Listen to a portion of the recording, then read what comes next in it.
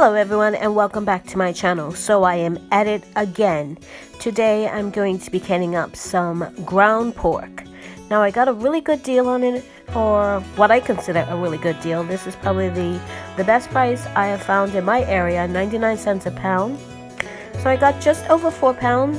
My pint jars take right around a pound of meat in them each, depending on what it is, sometimes a little more. This I will probably get a little more than a pound in there. So whatever is left over, I will make into tacos for dinner. So I'm gonna get my electric skillet out and start browning this meat. The skillet is set to 300. Can't quite see that, but it is set to 300. And I'm just gonna break up the meat so it's in smaller chunks. And I'm not gonna add any seasonings or anything to this because I want it to be versatile for different dishes. I don't want to put a specific spice into it, and it might not work for some dishes. So I'm just going to continue to break this up, and I'm going to brown it to about 90-95% done. I'm going to leave some pink in it, but not a whole lot. Once the meat is browned, I will drain any excess liquid off of it. I'm going to actually wash this meat because it can be quite greasy. It can get a lot of fat on it because it is pork. And then I'm actually going to add liquid to it once I put it in the jar. Kind of counterintuitive to drain it, rinse it, and then put more liquid in it, but that's what I'm going to do. So as you can see, it's browning up nicely. I just want to make sure I'm actually breaking up the bigger chunks of it and just making sure it gets pretty much brown all over, about 90-95% like I said. So now that the meat is cooked as far as I want to take it, you will see the liquid here. I want to drain that off. This excess liquid I want to actually drain off. And I'm actually going to, I shouldn't say wash, more like rinse with some hot water just to get any excess fat off of the meat. I'm not really washing it. I'm more like rinsing it with some hot water from my kettle. So that's what I'm going to do. I'm going to drain this off and then I'm going to rinse. And I'll show you how I do that.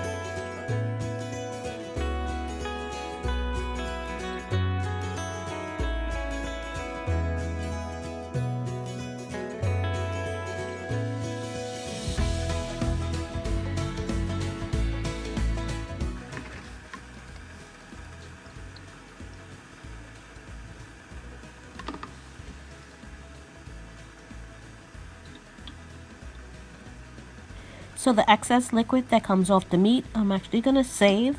I'm going to put it in a bowl and I'm going to stick it in my fridge.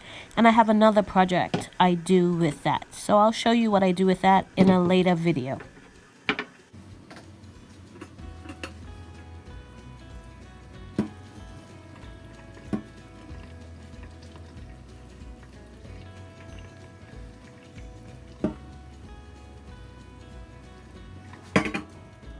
Okay, so now my meat is browned, drained, and rinsed, and it's now ready to go into the jars.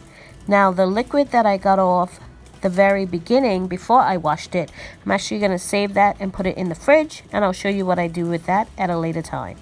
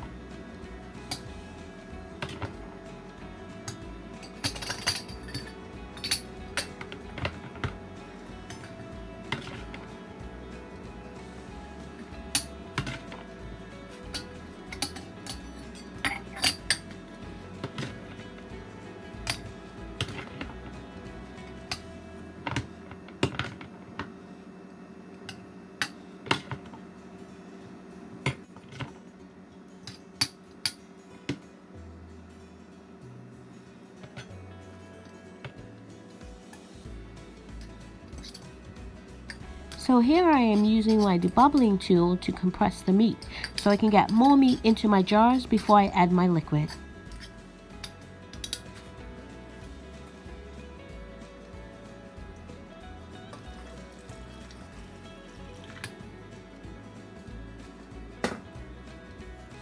So once I filled up my 4 jars, this is how much meat I had left for my tacos. So now I'm just going to make sure I debubble these jars very well. I will probably do each about 2 or 3 times because these are such small little pieces that it's quite easy to get air bubbles between them, and that could lead to a failed seal or your contents spoiling.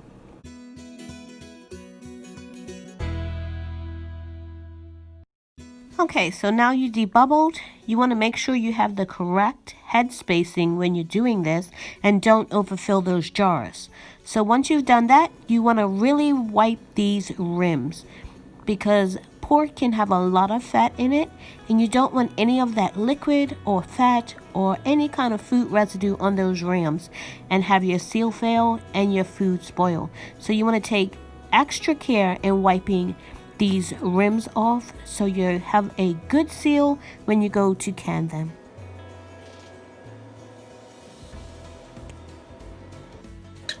Now that I've wiped my rims, I am ready for my lids and my rings and get them into the canner.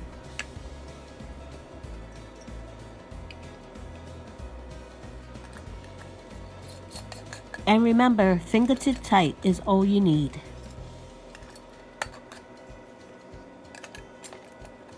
So into the canner they go.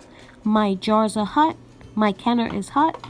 I'm going to put my top on, set my timer, and then I'm just going to sit back and relax. I don't have to worry about any kind of timing or venting or anything else. This electric canner does everything for you. Once you set your time, you're ready to go. So it's been about 20 minutes since the timer went off and it has come down off of pressure. I'm just going to open the top to let the steam escape. And then about 10-15 minutes later, I'm going to take it off and start taking my jars out. Now, I'm going to lift my jars straight out because you don't want to tip them to the side in case any food or anything gets lodged in your seal and compromises your seal on your lid. So I'm just going to rest them on a silicone pot rest, not directly on my cold countertop. And because my kitchen is cold, I'm going to actually cover these over with a tea towel or a dishcloth or a towel, whatever you have. So they're going to sit on my counter for 24 hours, and then I will wash them in some warm soapy water with the rings off, and then I'm going to dry them, label them, and then put them in my cold room. As you can see, they are still bubbling inside. They are quite hot and the contents are still bubbling. So I want to thank you so much for watching. If you haven't subscribed, please subscribe. Hit that notification bell to be notified when I upload videos. Thank you again, and you have a great day.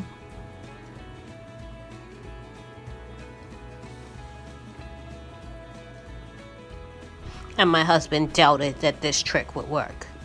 As you can see, it came up over the spoon, but it never boiled over onto the stovetop. So this trick actually really works. Random scenes from behind the scene.